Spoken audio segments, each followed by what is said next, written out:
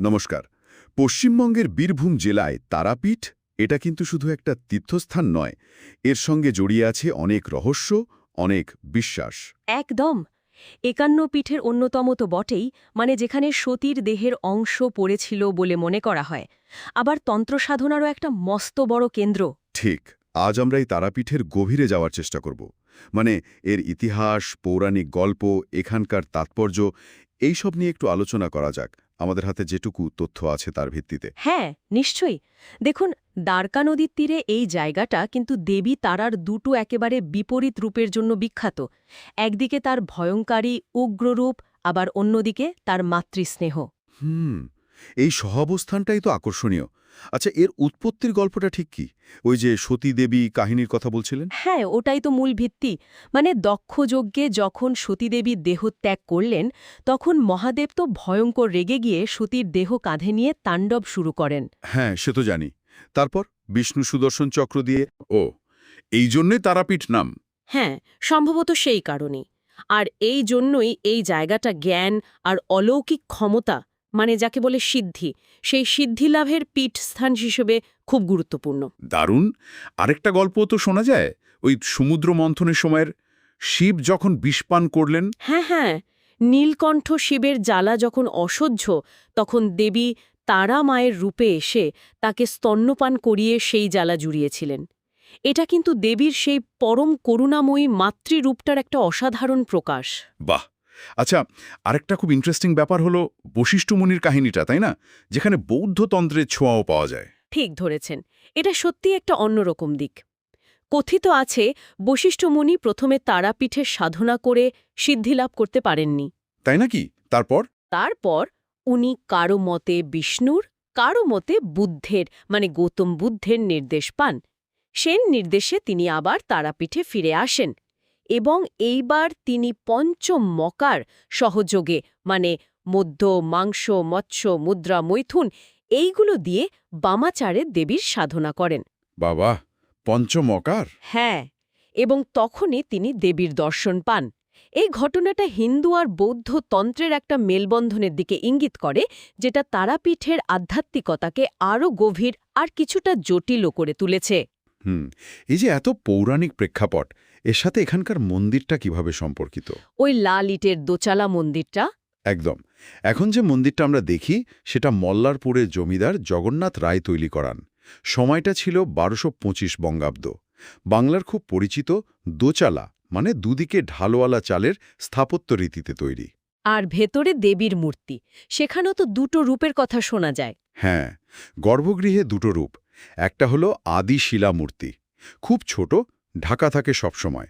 সেখানে তারা মা শিবকে কোলে নিয়ে স্তন্যপান করাচ্ছেন, ওই যে মাতৃরূপের কথা বললাম। আচ্ছা, আর যেটা ভক্তরা সাধারণত দর্শন করেন, সেটা হলো ৩ ফুটের একটা ধাতব মূর্তি, ভয়াল দর্শনা, নীল গায়ের রং, চতুর্ভুজা, হাতে খর্ব, নরমুণ্ড, পদ্ম আর একটা পাত্র, গলায় মুণ্ডমালা। এটা দেবীর উগ্ররূপ।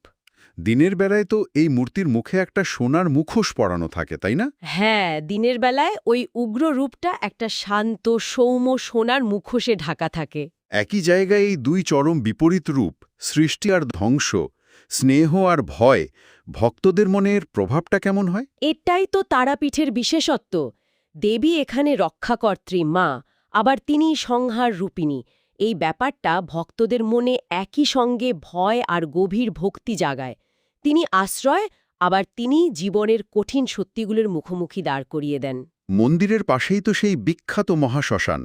জায়গাটা নাকি একদম অন্যরকম। হ্যাঁ, মহাশ্মশান তো তারাপীঠের অবিচ্ছেদ্য অংশ, তন্ত্র সাধনার একেবারে কেন্দ্রবিন্দু বলা চলে। অনেকে মনে করেন ওখানকার জীবিত কুণ্ড বলে একটা পুকুর আছে, তার জলে স্নান করলে নাকি রোগ সেরে যায়। সত্যি। আর তান্ত্রিক আচার? তান্ত্রিকরা গভীর রাতে ওখানে সাধনা করেন।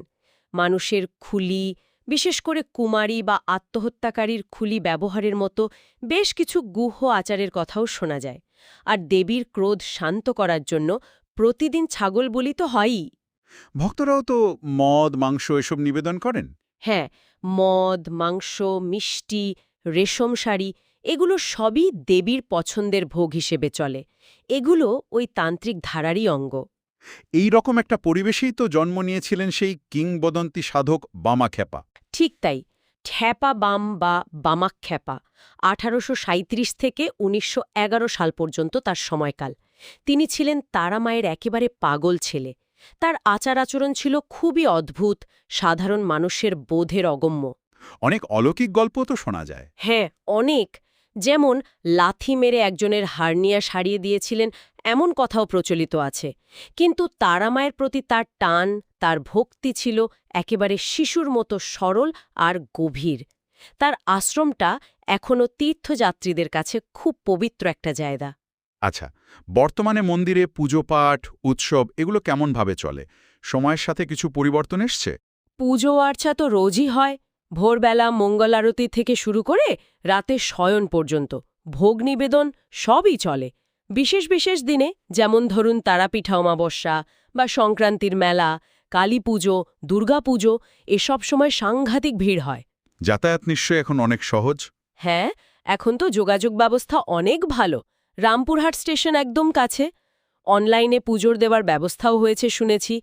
মন্দিরের কিছু সংস্কারও করা হয়েছে।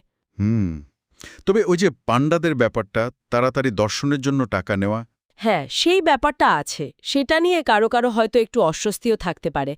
এটা অনেক তীর্থস্থানেরই একটা সমস্যা এখন। তাহলে সব মিলিয়ে দেখলে তারাপীঠ শুধু একটা মন্দির বা পীঠস্থান নয়, এটা আসলে ইতিহাস, পুরাণ, গভীর আধ্যাত্মিকতা, রহস্যময় তন্ত্র সাধনা আর মানুষের অগাধ বিশ্বাসের একটা আশ্চর্য মিশেল। নিঃসন্দেহে দেবী তারা এখানে একই সঙ্গে ভয়ঙ্করী আবার পরম মমতাময়ী মা। এই যে ভয় আর আশ্রয়, দুটো অনুভূতি পাশাপাশি থাকা, কিংবা সৃষ্টি, মাতৃরূপ আর ধ্বংসের শ্মশান, প্রতীকগুলো এত কাছাকাছি, এটাই তারাপীঠকে একটা অন্য মাত্রা দিয়েছে। আলোচনাটা শেষ করতে গিয়ে একটা প্রশ্ন মনে আসছে। আজকের এই যুক্তিনির্ভর যুগে দাঁড়িয়ে বামাখ্যাপার মতো প্রথা ভাঙা পাগল সাধকদের পথ বা তন্ত্রের মতো এত গুহ, কিছুটা হয়তো ভীতিপ্রদ সাধনা, এগুলোর প্রাসঙ্গিকতা ঠিক কোথায়? এটা একটা ভাবনার বিষয় তো বটেই। অথবা জীবনের এই যে চরম বৈপরীত্য, সৃষ্টি আর ধ্বংস, তাদের এমন সহাবস্থান নিয়ে চিন্তা করাটা কি আমাদের আধ্যাত্মিক চেতনাকে অন্যভাবে আলো ফেলতে পারে? এটা হয়তো আমাদের নিজেদেরই খুঁজে দেখতে হবে।